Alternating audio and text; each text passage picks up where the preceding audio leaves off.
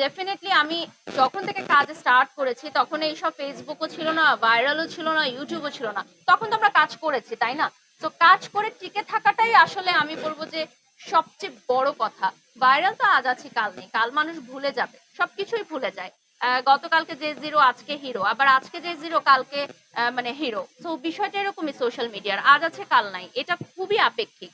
But solid artist যারা যারা professional artist তারা বছরের পর বছর থাকবে, যেরকম ডায়মন্ড বাজার এক যুগ পার করে ফেলেছে। তো ইনশাল্লাহ দেখা যাবে যে 2 যুগের সময় আবার নতুন কেউ আসবে, হয়তো বাড়ির শখ আসবে না, অন্য কেউ আসবে, বাট না, ডায়মন্ড বারিশাকে বাজার কিন্তু আমাদের পাশে থাকবে। আছে, যেহেতু বারিশাকে থাকবে। আর আমাদের তখন এই তখন শোরুমটা বুড়ি অনেক হয়ে বড় যাবো। শোরুম, এটা অনেক বড়। করেছি, ব্রেসলেট করেছি, একটা সেমি ব্রাইডাল সেট করেছি। এটা জাস্ট স্টার্টিং, আমাদের আরো কিছু প্রমোশনাল কাজ আছে, তো আমরা ধাপে ধাপে কিছু সেট করব, কারণ এগুলো নিউ লঞ্চ হয়েছে।